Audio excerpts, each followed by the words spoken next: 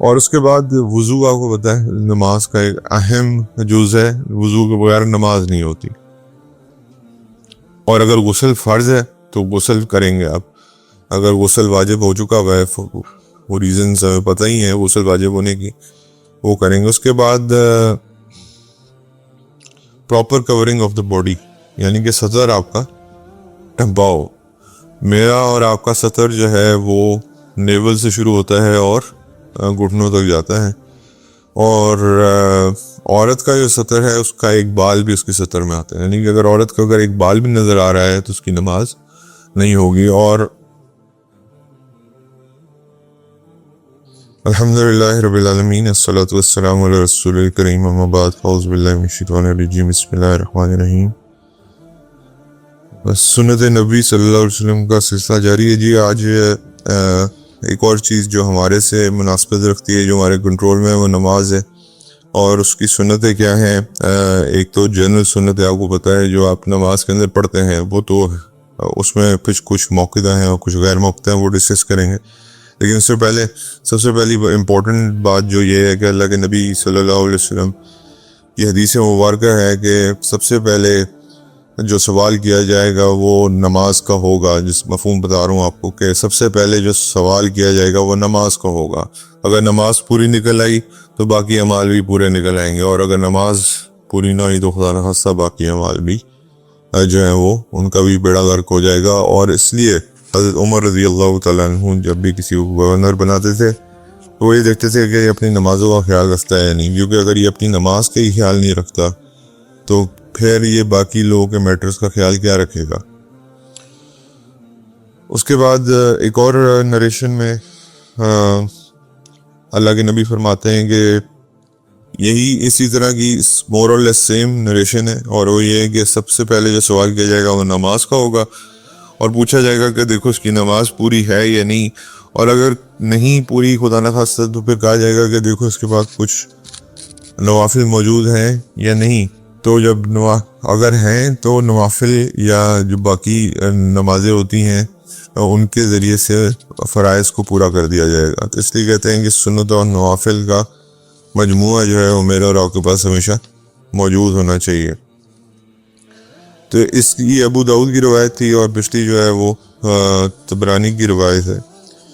تو اگر میں اور آپ اپنے فرائض نماز کو 10 میں سے نمبر دینا چاہیں تو آپ کو اور مجھے خوب پتہ ہے کہ ہم کتنے نمبر دیں گے اس کو. اللہ معاف کرے، وہ ایک تو فرائض ہمارے سے پہلے پورے نہیں ہوتے، بڑی مشکل سے پورے ہوتا ہے، اور اگر پورے ہو بھی جائیں تو میں اور آپ کتنے نمبر دیں گے اس کو. میں اپنی نماز کا حال جانتا ہوں، آپ اپنی نماز کا حال جانتے ہیں. تو میں تو اللہ معاف کرے میرے خیال سے 5 بھی پورا نہیں، 5 کا حصہ بھی پار نہیں کر پاتا.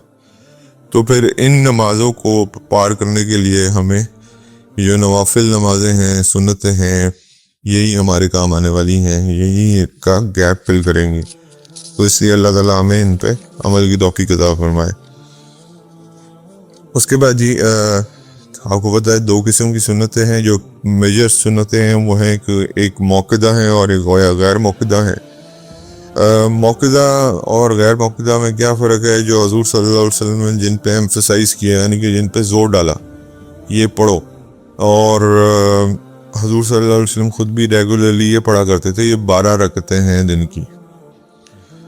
12 کیسے؟ 2 صبح آپ کی فجر کی ہیں، 4 آپ کی ظہر کی ہیں، 6 ہو گئیں. پھر ظہر کے بعد 2 اور ہیں، کتنی ہو گئیں؟ 8. اس کے بعد آپ کی مغرب کی ہیں 10، اور پھر 2 جو ہیں آپ کی عشاء کی ہیں 12. تو یہ 12 جو ہیں سنتیں جو ہیں یہ موقدہ ہیں. اور غیر موقدہ وہ ہیں جو حضور صلی اللہ علیہ وسلم کبھی پڑھ لیا کرتے تھے، کبھی چھوڑ دیا کرتے تھے. اور وہ غیر موقدہ سنتوں میں آپ کو پتہ ہے عصر کی سنتیں ہیں 4 پہلی، اس کے بعد عشاء کی 4 سنتیں ہیں جو پہلے پڑھی جاتی ہیں. تو یہ غیر موقدہ سنتیں ہیں، لیکن آپ پڑھیں گے تو اس کا ثواب بہت زیادہ ہے، چھوڑنے پہ گناہ نہیں ہوگا انشاءاللہ. لیکن وہی والی بات ہے کہ ہم جتنی چیزیں اپنے ساتھ اکٹھی کر لیں اس میں نہیں فائدہ ہے. اس کے بعد جی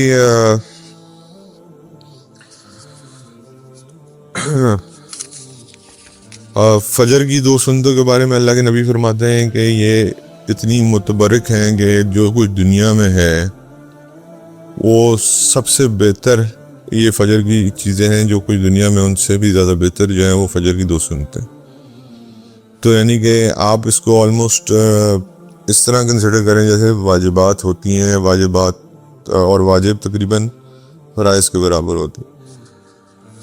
اس کے بعد جی اور ظہر کی سنتوں کے بارے میں حضور صلی اللہ علیہ وسلم نے فرمایا کہ whoever prays 4 before ظہر and 4 after it, Allah will forbid his flesh from the fire. یعنی کہ حضور صلی اللہ علیہ وسلم نے فرمایا کہ ظہر کی نماز سے پہلے 4 سنتیں جو پڑھ لے اور بعد میں جو 4 پڑھ لے وہ اس کے اوپر اللہ تعالیٰ نے جہنم حرام کر دی. 4 کیسے؟ 2 سنتیں بعد میں ہیں اور 2 نوافل بھی ہیں. ٹوٹل 12 رکھتے ہیں نا ظہر کی, تو 4 اور 4 یہ اس میں ایڈ کیا. اور اس کے بعد عصر کے بارے میں حالانکہ یہ غیر موقدہ ہیں لیکن اللہ کے نبی صلی اللہ علیہ وسلم نے اس کے بارے میں بھی جو ترمذی میں اور ابو داؤد میں روایت آتی وہ یہ ہے کہ اللہ رحم کرے اس بندے پہ جو عصر کی نماز سے پہلے 4 رکھتے سنتیں پڑھتا ہے. حالانکہ یہ غیر موقدہ ہیں لیکن اللہ کے نبی نے رحمت کی دعا دی ہے. تو اس کے بعد جی مغرب, آپ کو پتہ ہے مغرب کے بعد 2 جو رکھتے ہیں وہ آپ کو پتہ ہے موقدہ ہیں. اس کے بعد عشاء کے بعد بھی جو 2 رکھتے ہیں وہ موقدہ ہیں. اس کے بعد جو اور سنت نمازیں ہیں آپ کو پتہ ہے وہ تہجد ہے. ساری سنت ساری فرائض نمازوں کے بعد جو سب سے اللہ کو پسند ہے سب سے زیادہ جو سنت نماز وہ تہجد کی نماز ہے. اسی طرح سارے رمضان کے روزوں کے بعد جو اللہ کو سب سے زیادہ روزے پسند ہیں وہ یوم عاشورہ 10 محرم کا روزہ ہے. اس کے بعد پھر صبح اشراق کی نماز ہے. اچھا تہجد منیمم 2 ہیں, میکسیمم کتنی ہیں 8 ہیں رکھتے. اس کے بعد جو اشراق ہے وہ بھی آپ 2, 4, 6 up to 12 تک پڑھ سکتے ہیں. اور اگر آپ نے یہ پڑھ لیا ہے تو صلاۃ الضحیٰ بھی اس کو کہا جاتا ہے. آپ نے پڑھ لیا ہے تو انشاءاللہ صلاۃ الضحیٰ بھی پوری ہو جائے گی. اس کے بعد جو ہے تحیۃ المسجد ایک نماز ہے. پھر اسی طرح تحیۃ الوضو ایک نماز ہے. یعنی کہ جب بھی آپ نماز مسجد جائیں تو 2 نوافل مسجد کے پڑھیں تحیۃ المسجد کے, اور اگر وضو کرتے ہیں تو وضو کے بعد 2 نفل پڑھ لیں. تو آپ کو پتہ ہے اس کی وجہ سے سیدنا بلال رضی اللہ تعالیٰ عنہ کا کیا رتبہ ہے کہ وہ وضو کی وجہ بعد ہمیشہ 2 رکھتے تحیۃ الوضو پڑھتے تھے, جس کی وجہ سے وہ اللہ تعالیٰ نے ان کی جنت کے اندر ان کے چلنے کی آواز اللہ کے نبی کو سنائی. اور پھر صلاۃ الاستخارہ ہے. یعنی کہ صلاۃ الاستخارہ کون سی اور ایک اور پہلے صلاۃ الاستخارہ کا میں بتا دوں کہ اگر آپ کسی تذبذب کا شکار ہے مشکل میں استخارہ کی 2 رکعت نماز پڑھیں. اور پھر حضور صلی اللہ علیہ وسلم نے ایک حضرت جابر سے روایت ہے کہ ایک دعا سکھائی ہے استخارے کی, اور وہ کہتے ہیں وہ ایسے سکھاتے تھے جیسے قرآن کی آیات سکھاتے تھے. تو اس کے بعد وہ دعا پڑھیں, اللہ تعالیٰ آپ کی ہر معاملات میں انشاءاللہ رہنمائی فرمائیں گے. اور اس کے بعد جو ہے ایک توابین ایک نماز ہے جو مغرب کے بعد پڑھی جاتی ہے. اس کی 6 رکعتیں ہوتی ہیں. تو وہ اگر آپ کی کسی کی بھی ہمت ہے تو وہ بھی پڑھ سکتا ہے. توابین 6 رکعات کی نماز ہے. سنتوں کا فائدہ کیا ہے جی آپ کو پتہ ہی ہے. سنتوں کے اندر فائدہ ہی فائدہ ہے, حکمت ہی حکمت ہے. یہ بیسکلی پہلے جیسے ہم نے پڑھا کہ جو ہماری کمی رہ جاتی ہے کوئی فرائض نمازوں میں اللہ تعالیٰ اس کو پوری کر دیتا ہے. جیسے ہم نے یہ حدیث بھی پڑھی کہ جو فرائض نمازوں میں کمی رہ جائے گی اللہ تعالیٰ اس کو سنت یا نوافل نمازوں کے ساتھ پوری کر دے گا. پھر اس کے بعد اللہ تعالیٰ کی برکت اور پروٹیکشن کے لیے جو بھی سنتوں پہ عمل کرتا ہے اللہ تعالیٰ اس کے لیے برکت زندگی میں عطا فرماتے ہیں اور اس کی حفاظت فرماتے ہیں. اس کے بعد تیسری بات جو ہے وہ یہ ہے کہ نبی کریم صلی اللہ علیہ وسلم سے محبت کا اظہار ہے, کیونکہ حضور صلی اللہ علیہ وسلم کی سنت کو آپ ریوائیو کر رہے ہیں, پڑھ رہے ہیں صرف اس وجہ سے کہ وہ اللہ کے نبی نے پڑھی. تو کمٹمنٹ ہے آپ کی اللہ کے نبی کے ساتھ. اس کے بعد اس کا ایک اور فائدہ یہ ہے کہ آپ کو اسپرچول ایلیویشن دیتی, یعنی کہ فرائض نماز تو آپ نے پڑھنی ہی پڑھنی ہے، لیکن اگر آپ نے اپنے آپ کو اسپرچولی ایلیویٹ کرنا ہے، یعنی کہ اپنے آپ کو روحانی طور پہ اونچا کرنا ہے، تو فرائض نماز سنت نماز جو ہے وہ آپ کو اس میں ہیلپ کرے گی انشاءاللہ، اور انر پیس دے گی، آپ کو اطمینان دے گی، جو آج تذبذب کی شکاری وہ ختم ہوگی۔ اس کے بعد ایک اور جو بہت بڑا فائدہ ہے وہ یہ ہے کہ آپ کے ریوارڈز کو ملٹی پلائی کرے گی۔ اب آپ دیکھیں ہر نماز میں آپ سورہ فاتحہ تو پڑھتے ہی پڑھتے ہیں ہر رکعت میں، یعنی کہ اگر آپ 2 نفل پڑھ رہے ہیں تو آپ کتنی سورہ فاتحہ پڑھ رہے ہیں، 2 دفعہ سورہ فاتحہ پڑھ رہے ہیں، آپ اللہ سے ہدایت مانگ رہے ہیں، سورہ فاتحہ اللہ سے ہدایت مانگنا ہے۔ اس کے بعد آپ نبی کریم صلی اللہ علیہ وسلم پہ درود بھیج رہے ہیں، جب آپ سلام سے پہلے بیٹھیں گے 2 رکعتوں میں اگر آپ پڑھ رہے ہیں تو، اور اگر آپ 4 کر کے سنتیں پڑھ رہے ہیں تو آپ 4 دفعہ سورہ فاتحہ پڑھ رہے ہیں۔ ایکسٹرا ایڈڈ ایڈوانٹیجز ہیں۔ اور پھر آپ کو پتہ ہے کہ ایک لفظ پڑھنے پہ الحمدللہ، اب اس میں الف 10 نیکیاں، لام 10 نیکیاں، ہے 10 نیکیاں، میم 10 نیکیاں، دال 10 نیکیاں، یعنی کہ 50-60 نیکیاں تو آپ نے صرف الحمد پہ پڑھ لی نا، پھر اللہ، پھر الف لام، مطلب کہ یہ نیکیاں کتنی بڑھا دیتی ہے، اس سے بھی آپ خود ہی اندازہ کر سکتے ہیں۔ تو اللہ تعالیٰ ریوارڈ کو ملٹی پلائی کر دیتے ہیں۔ اچھا جی، سب سے پہلے اس کے بعد سنتوں سے پہلے ایک چیز جو مجھے اور آپ کو پتہ ہونی چاہیے وہ ہے فرائض نماز کے فرائض کتنے ہیں۔ نمبر 1، آپ کو پتہ تکبیر تحریمہ ہے، شروع کی جو اللہ اکبر ہے وہ فرائض میں سے ہے۔ یہ اگر آپ نہیں کریں گے تو آپ کی نماز ہی نہیں ہوگی۔ دوسرا قیام، اللہ تعالیٰ کے راستے میں قیام۔ اب قیام کے اندر یہ لوگ سوال کرتے ہیں کہ جو لوگ بیٹھ کے نماز پڑھتے ہیں ان کا قیام نہیں ہوتا ہے، اب ان کی مجبوری ہے، ان کا قیام بیٹھ کے ہی ہے۔ تو اس کے بعد یعنی کہ اللہ کے آگے کھڑے ہونا ادب اور اس سے عاجزی سے۔ اس کے بعد تیسرا فرض جو ہے وہ قرات ہے۔ پھر الفاتحہ، سورہ الفاتحہ پڑھنے کے بغیر، پڑھے بغیر آپ کی نماز نہیں ہوتی۔ اللہ کے نبی فرماتے ہیں جس نے سورہ فاتحہ نہیں پڑھی اس کی نماز نہیں ہے۔ تو یعنی کہ فاتحہ پڑھنا، اور پھر اس کے بعد منیمم 3 ورسز قرآن کے ساتھ جوڑنا، منیمم 3۔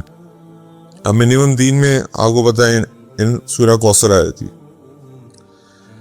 تو منیمم تو آپ نے سورہ کوثر پڑھنی ہے، یا کوئی بھی الفاظ آپ جو بھی آپ کو پتہ ہوں گے، 3 جو آپ کی آیات ہیں وہ ہم نے پڑھنی ہے۔ تو صرف فاتحہ کے ساتھ 3 شارٹ ورسز ملانا ضروری ہے۔ رکوع آپ کو پتہ ہے فرض میں سے ہے، یعنی کہ اگر آپ کو رکوع نہیں ہوا تو نماز نہیں ہوئی۔ اس کے بعد رکوع کے بعد کھڑے ہونا دوبارہ، یہ واجب میں بھی آتا ہے اور فرائض میں بھی، مطلب دونوں چیزوں میں آتا ہے۔ تو اس کے بعد جب آپ سمیع اللہ لمن حمدہ کہتے ہیں، پھر ربنا لک الحمد، پھر سجدہ جو ہے، پروسٹریشن جو ہے، یہ بھی فرائض میں سے ہے، یعنی کہ اگر آپ کا سجدہ مس ہو گیا، 2 میں سے 1 بھی مس ہو گیا تو آپ کی نماز پوری نہیں ہوگی، کیونکہ یہ سجدہ سہو کے ساتھ بھی پورا نہیں ہوتا۔ وہ آگے میں سجدہ سہو کی بھی بتا دوں گا۔ اس کے بعد قعدہ آخرہ، یعنی کہ جو آخری قعدہ ہوتا ہے، یعنی کہ جو آخر میں بیٹھنا ہوتا ہے، اتحیات سے لے کے درود کے بعد آپ کوئی بھی دعا شامل کر لیتے ہیں، لیکن منیمم جو ہے وہ اتحیات، اور امام ابو حنیفہ رحمہ اللہ کے نزدیک بغیر درود کے بھی سلام اگر آپ پھیر لیں تو نماز ہو جاتی ہے، لیکن کچھ باقی 2 ائمہ کے نزدیک جو ہے وہ درود پڑھنا بھی ضروری ہے۔ یہ 2 وہ ضروری چیزیں ہیں کہ مجھے آپ کو۔ پھر اس کے بعد تشہد، جس کو اتحیات جو پڑھنا ہے اس کو کہتے ہیں، اور پھر اینڈ میں السلام علیکم ورحمۃ اللہ اور السلام علیکم ورحمۃ اللہ، یہ کہنا کہ آپ نماز کمپلیٹ کرتے ہیں۔ اس کے بعد جی نیت بھی اس میں امپورٹنٹ ہے۔ نیت کے اندر الفاظ کا دہرانا ضروری نہیں ہے، لیکن آپ کو پتہ یہ ہے کہ آپ جب وضو کر رہے ہیں تو آپ کون سی نماز کے لیے وضو کر رہے ہیں، آپ کو پتہ ہی ہے، ٹائم آپ کو پتہ ہوتا ہے کہ میں اس نماز کے لیے، تو اس لیے انشاءاللہ نیت یہ ہے کہ ابھی جیسے اب اگلی نماز آئے گی تو آپ کو پتہ ہے کہ ظہر ہی ہے انشاءاللہ، تو نیت آپ کی ہو جاتی ہے. تو الفاظ کو دہرانا جو ہے وہ ضروری نہیں ہے، دہرا دیں گے تو اچھی بات ہے، لیکن نہیں تو کوئی پریشانی والی بات نہیں ہے.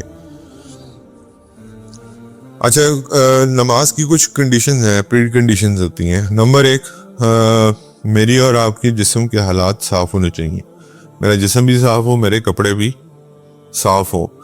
اس میں 2 چیزیں یاد رکھیے گا کہ اگر تو ایک ہوتی ہے نجاست خفیفہ اور ایک ہوتی ہے نجاست غلیظہ، یعنی کہ جو بڑی نجاست ہوتی ہے. مطلب آپ پانی اگر اپنے ہاتھ پہ ڈالے، بالکل پانی آپ کے ہاتھ پہ کھڑا ہوگا، یہ نجاست غلیظہ کی بات کر رہا ہوں، جتنا پانی آپ کے ہاتھ پہ کھڑا ہوگا اتنی اگر آپ کے کپڑے پہ نجاست لگی ہوئی ہے تو پھر نماز ہو جائے گی. اگر اس سے کم ہے یا اس سے زیادہ ہے تو پھر نماز نہیں ہوگی. اور نجاست خفیفہ میں کیا آتا ہے؟ نجاست غلیظہ میں آتا ہے جیسے پیشاب ہو گیا، منی ہو گئی، یا کوئی اور گندگی لگی ہوئی ہے، گٹر کا پانی لگا ہوا ہے، یا کوئی اس طرح کی چیز لگی. خفیفہ کیا ہے؟ ناک کی تھوڑا بہت صاف کیچڑ لگاؤ، تو وہ یہ ہے کہ آپ کو 1/3 آف دا کپڑا جو ہے وہ صاف ہونا چاہیے. 1/3 میں کیا کہتے ہیں علماء آسانی کے لیے؟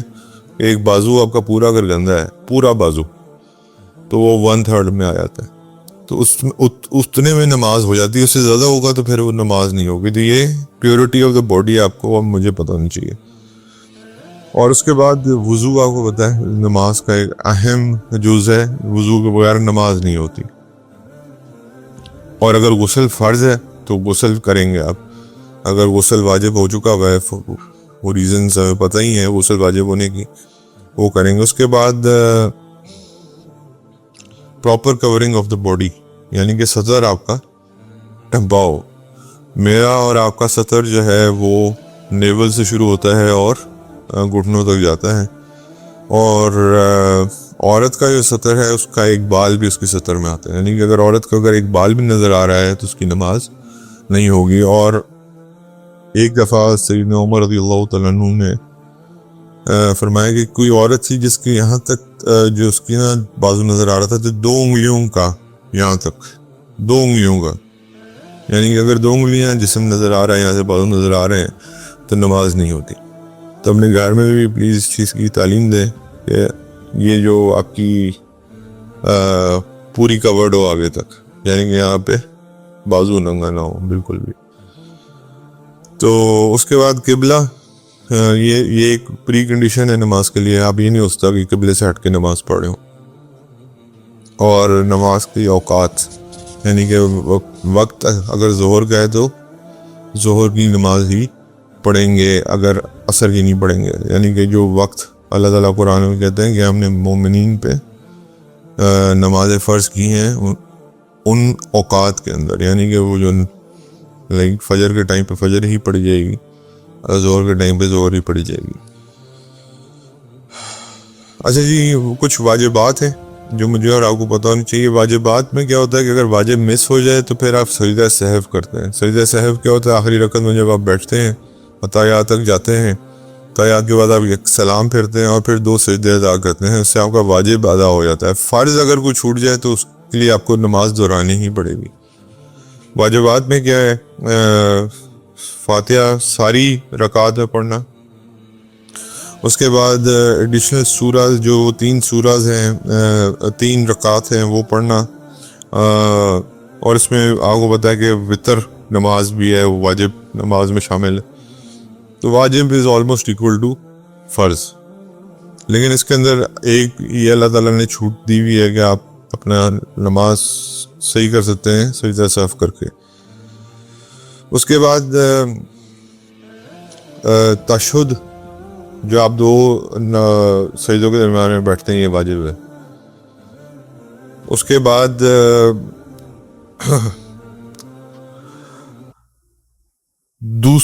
4 رکعت اگر آپ پڑھ رہے ہیں اور جو درمیان میں تشہد آتا ہے، ایک وہ تشہد آخرہ ہے اور ایک بیچ میں تشہد آتا ہے جس میں عطایات پڑھ کے آپ کھڑے ہوئے تھے، اگر وہ مس ہو گیا آپ کا تو وہ واجب ہے.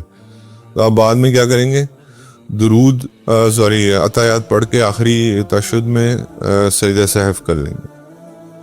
اس کے بعد جی السلام علیکم ورحمۃ اللہ پراپرلی کہنا، اور پراپر یہاں تک جو ہے وہ اپنے کندھوں تک دیکھنا، یہ بھی واجبات میں سے ہے. پھر اس کے بعد اللہ اکبر، وہ یہ بھی تکبیر تحریمہ، اور دعائے قنوت، یہ بھی واجبات میں سے. اگر آپ کی دعائے قنوت مس ہو گئی ہے تو آپ کے وتر کمپلیٹ نہیں ہوں گے، آپ کو اس کے لیے سجدہ سہو کرنا ضروری ہے. اب اس کے بعد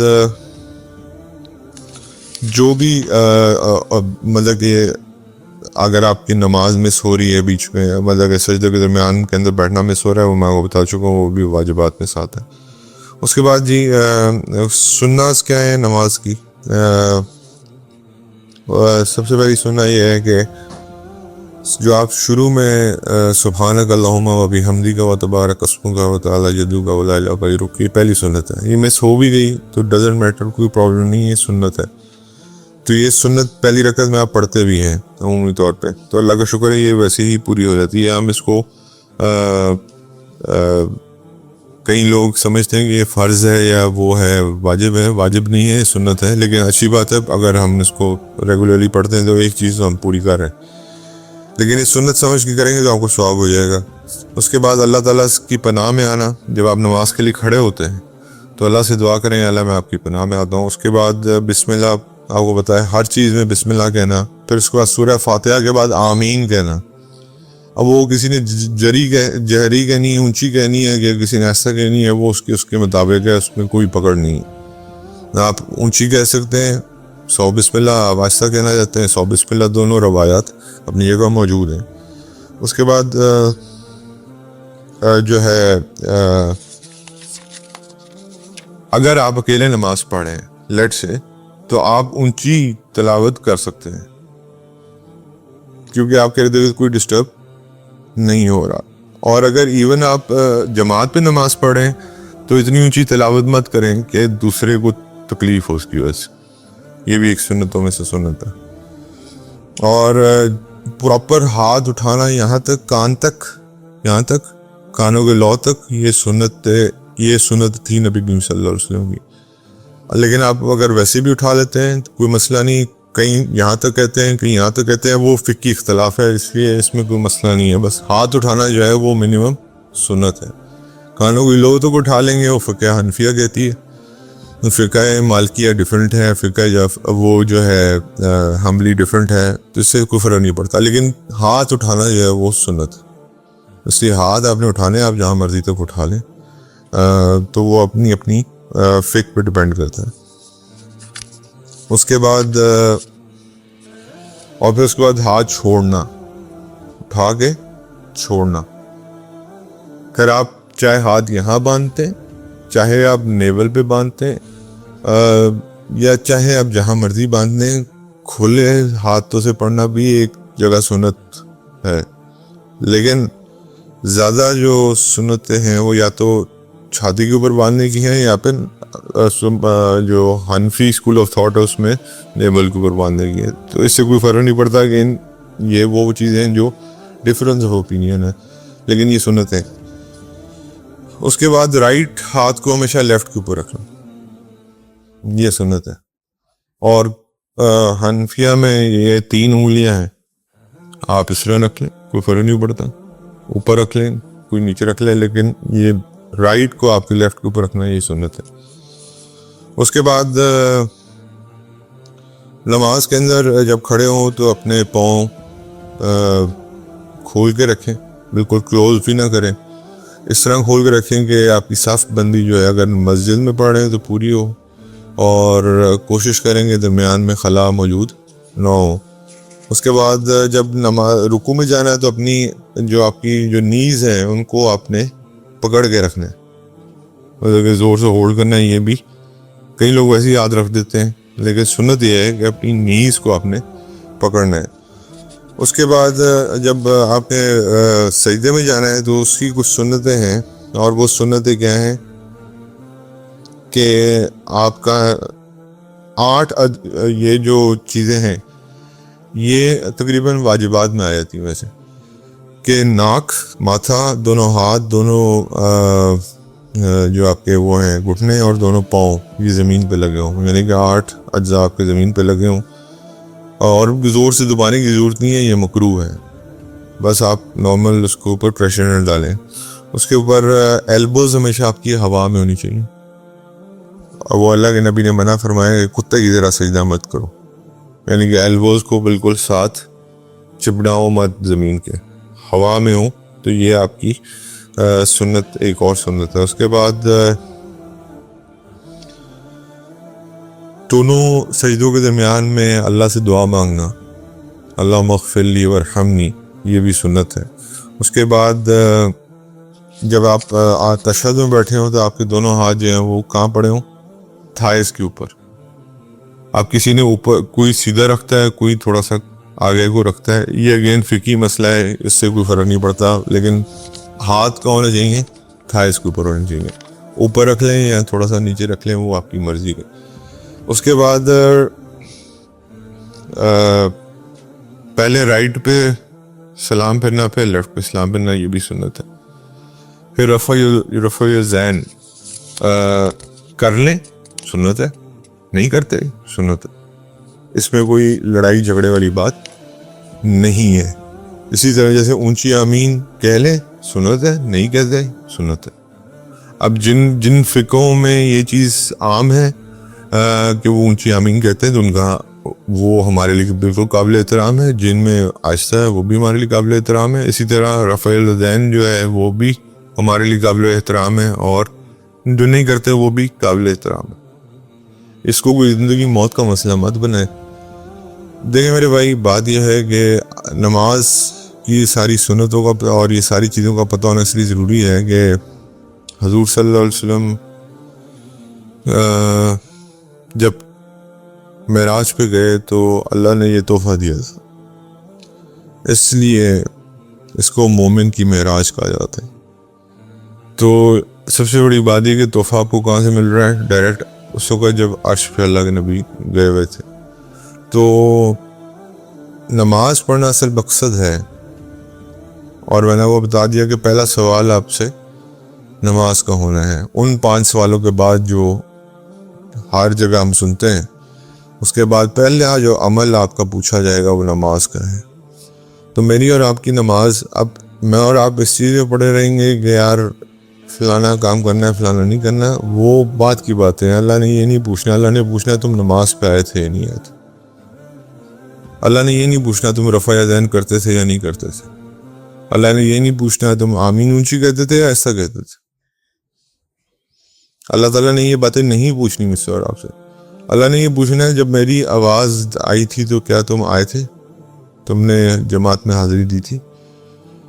اور پھر اس میں جماعت کی یہ ہے کہ آپ کو پتہ ہے کہ احناف کے نزدیک جماعت ہو جاتی ہے، جماعت کے بغیر نماز ہو جاتی ہے لیکن ثواب کوئی نہیں، اور باقیوں کے نزدیک تو اور سخت ہے کہ نماز ہی نہیں ہوتی۔ اور اسی طرح احناف کے نزدیک جو ہے وہ یہ ہے کہ جو نماز ہے اگر آپ وہ چھوڑ دیتے ہیں تو 80 کوڑے مارے جائیں گے۔ آج یہ کتنے لوگ امپلیمنٹ کرتے ہیں، اور باقی تینوں کے نزدیک تو وہ مرتد ہو جاتا ہے بندہ، یعنی کہ باقی 3 اسکول آف تھاٹس کے نزدیک اگر کوئی نماز کا انکاری تو وہ مرتد ہے، اور مرتد کی سزا آپ کو پتہ ہے کیا ہے؟ قتل ہے۔ حضرت امام حنیفہ رحمہ اللہ جو ہیں وہ صرف اس میں تھوڑی چھوٹ دیے دیتے ہیں کہ 80 کوڑوں کے بارے میں جب تک وہ توبہ نہ کر لے۔ تو اس لیے نماز بہت ضروری چیز ہے، اور اس کی چیزیں مجھے اور آپ کو پتہ ہونی چاہیے۔ ڈفرینس آف اوپینین اس میں رہے گا، وہ میں اور آپ اس کو حل نہیں کر سکتے۔ میں نے ایک عالم سے پوچھا تھا، انہوں نے بڑے خوبصورت جواب دیا تھا کہ اللہ کے نبی کی سنتیں ہیں، اللہ تعالیٰ کوئی بھی سنت فوت نہیں کرنا دینا چاہتے اللہ کے نبی کی، تو اس لیے اللہ نے ہر سنت کو آباد رکھا۔ اس کو اس نظریے سے دیکھیں تو انشاءاللہ آپ کبھی بھی کسی کی نماز میں کمی کوتاہی نہیں لگے گی۔ حضرت شام رحمہ اللہ فرماتے ہیں کہ حضرت حسن رحمہ اللہ نے ارشاد فرمایا کہ ماں کا حصہ اچھے سلوک میں اس سے 2/3 کے برابر ہے اور باپ کا 1/3 کے برابر ہے۔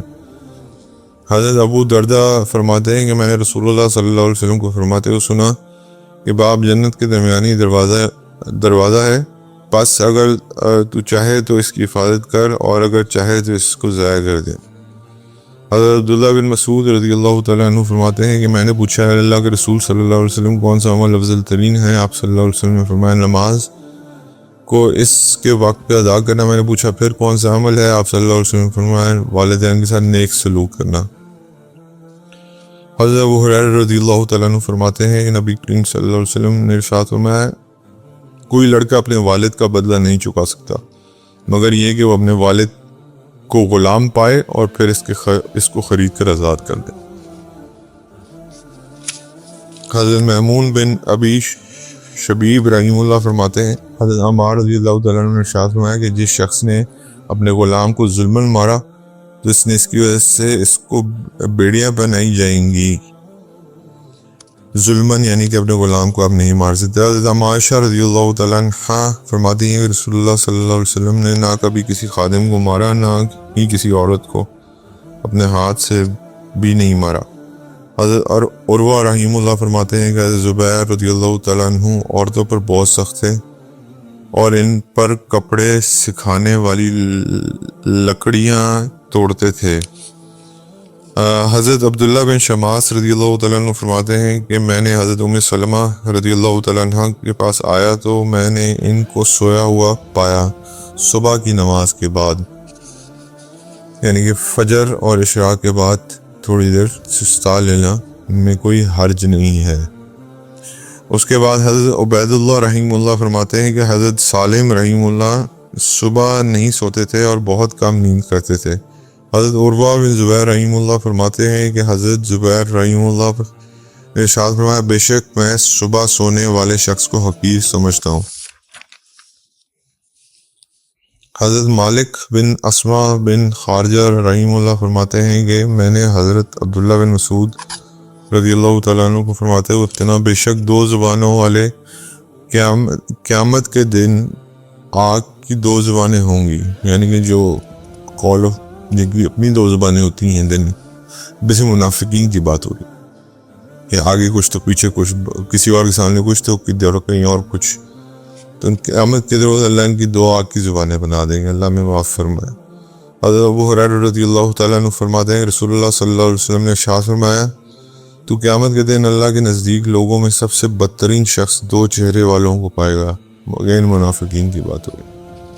امام زہری رحیم اللہ فرماتے ہیں کہ ایک آدمی نے نبی کریم صلی اللہ علیہ وسلم کو 3 مرتبہ سلام کیا لیکن آپ صلی اللہ علیہ وسلم نے جواب نہیں دیا۔ آپ صلی اللہ علیہ وسلم اس بارے میں پوچھا گیا تو آپ صلی اللہ علیہ وسلم فرمایا بے شک وہ دو رخا شخص ہے۔ حضرت عمار رضی اللہ تعالیٰ عنہ فرماتے ہیں کہ رسول اللہ صلی اللہ علیہ وسلم نے ارشاد فرمایا جس شخص کی دنیا میں 2 چہرے ہوں گے تو قیامت کے دن اس کی آگ کی 2 زبانیں ہوں گی۔ حضرت عبداللہ بن زمعہ رضی اللہ تعالیٰ عنہ فرماتے ہیں کہ رسول اللہ صلی اللہ علیہ وسلم نے خطبہ دیا، پھر عورتوں کا ذکر فرمایا اور ان کے بارے میں وعظ و نصیحت فرمائی اور فرمایا ہو سکتا ہے کہ تم میں سے کوئی اپنی بیوی کی بانیوں کی طرح مارے اور پھر شاید دن کے آخری حصے میں اسے ہم بستری بھی کر لے۔ حضرت ابو ہریرہ رضی اللہ تعالیٰ عنہ فرماتے ہیں کہ نبی کریم صلی اللہ علیہ وسلم نے مجھے پڑوسی کے بارے میں وصیت فرمائی یہاں تک کہ مجھے گمان ہونے لگا کہ آپ صلی اللہ علیہ وسلم اس کو وارث ہی نہ قرار دے دیں۔ حضرت ابو ہریرہ رضی اللہ تعالیٰ عنہ فرماتے ہیں کہ رسول اللہ صلی اللہ علیہ وسلم نے فرمایا جو شخص اللہ اور آخرت کے دن پر ایمان رکھتا ہو اسے چاہیے کہ وہ اپنے پڑوسی کی تکلیف مت پہنچائے۔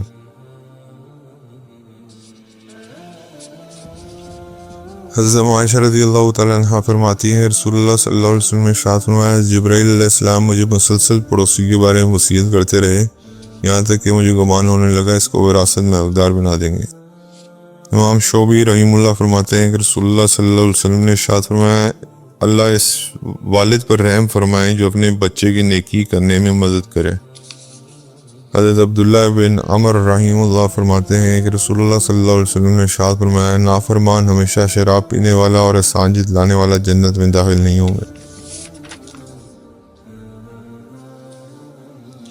حضرت عثمان بن اسود رحیم اللہ فرماتے ہیں کہ حضرت مجاہد رحیم اللہ نے ارشاد فرمایا جو شخص کسی امیر یا فقیر سے بلائی کا معاملہ کرتا ہے وہ یہ صدقہ ہے۔ حضرت ربیع بن حراش رحمہ اللہ فرماتے ہیں کہ حضرت حذیفہ رضی اللہ تعالیٰ عنہ نے ارشاد فرمایا ہر نیکی صدقہ ہے۔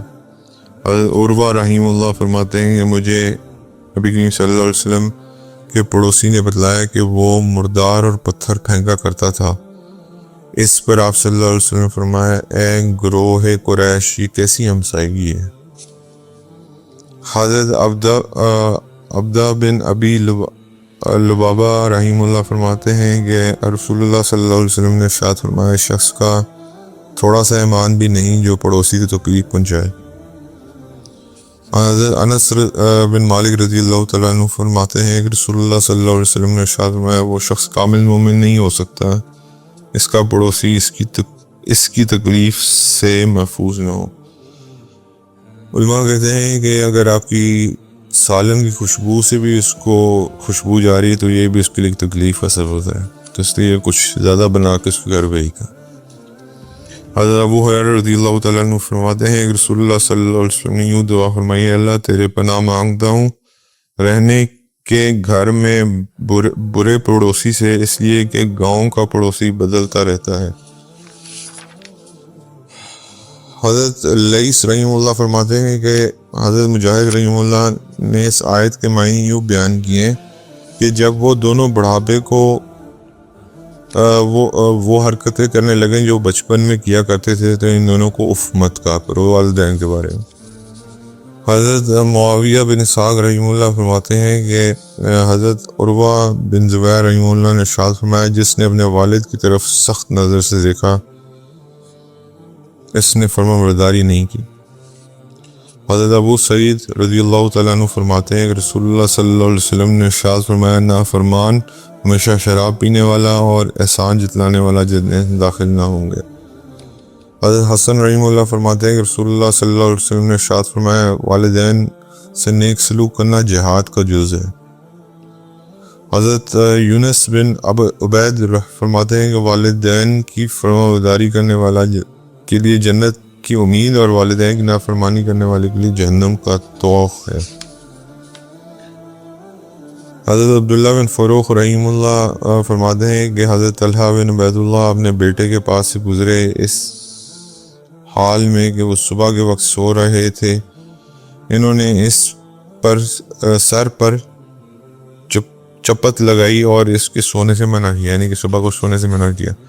حضرت انس رضی اللہ تعالیٰ عنہ فرماتے ہیں کہ رسول اللہ صلی اللہ علیہ وسلم نے ارشاد فرمایا جو دو بچوں کی پرورش کرے یہاں تک کہ وہ دونوں بالغ ہو گئیں وہ شخص قیامت کے دن آئے گا اس حال میں کہ وہ اس طرح ہوگا، اور آپ صلی اللہ علیہ وسلم نے اپنی دونوں انگلیوں کو ملایا۔ حضرت ابو سعید خدری رضی اللہ تعالیٰ عنہ فرماتے ہیں رسول اللہ صلی اللہ علیہ وسلم نے ارشاد فرمایا تم میں سے جس شخص کی 3 بیٹیاں یا 3 بہنیں ہوں پھر وہ ان سے اچھا سلوک کرے تو اللہ تعالیٰ ضرور اس کو جنت میں داخل کرے گا۔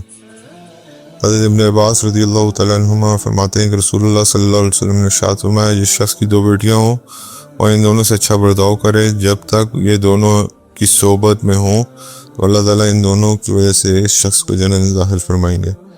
حضرت ابن عباس رضی اللہ تعالیٰ عنہما فرماتے ہیں کہ رسول اللہ صلی اللہ علیہ وسلم نے ارشاد فرمایا جس شخص کے ہاں بیٹی پیدا ہوئی نہ اس نے اس کو زندہ درگو کیا نہ ہی اس کو ذلیل کیا اور نہ ہی اپنے بیٹے کو اس پہ ترجیح دی تو اللہ اس شخص کو جنت میں داخل فرمائے گا۔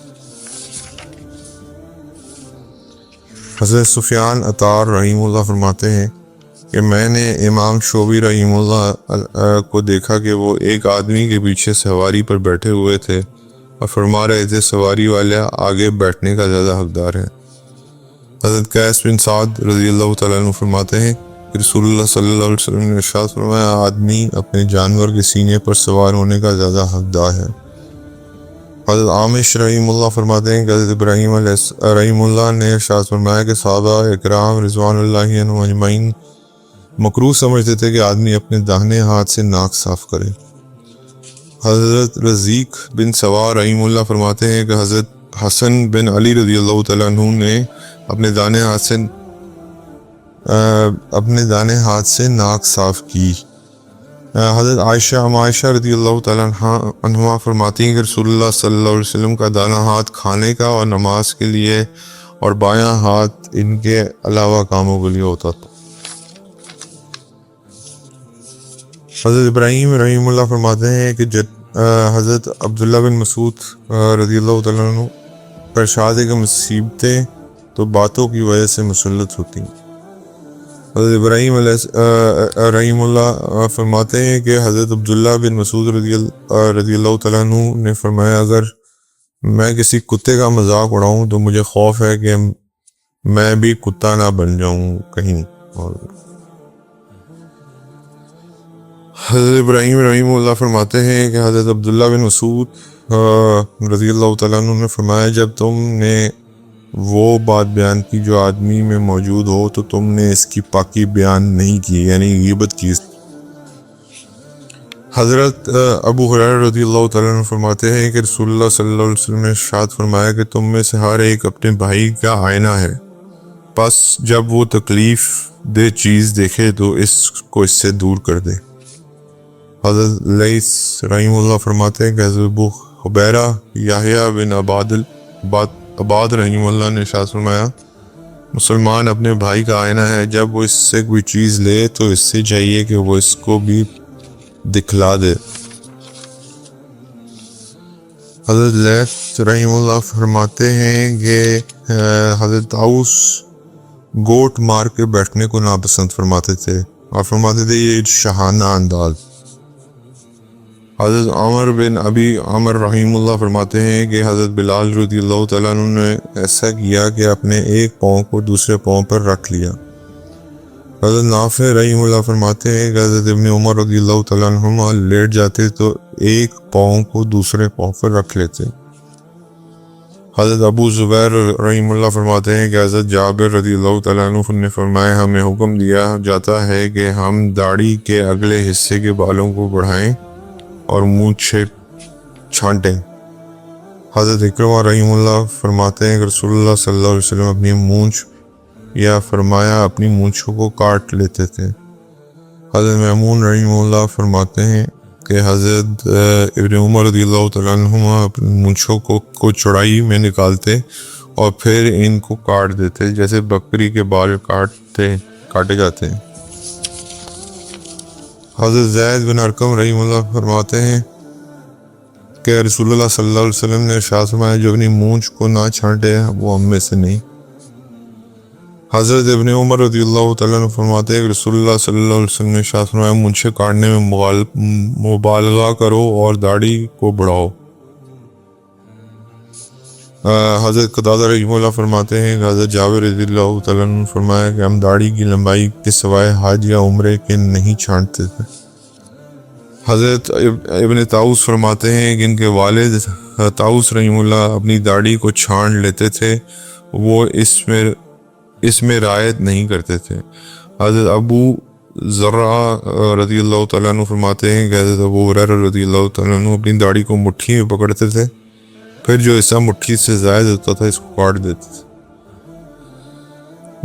حضرت سماک بن یزید رحیم اللہ فرماتے ہیں کہ حضرت علی رضی اللہ تعالیٰ عنہ اپنی داڑھی مبارک کے اس حصے سے بال اتارتے تھے جو حصہ ان کے چہرے سے ملا ہوا ہوتا تھا۔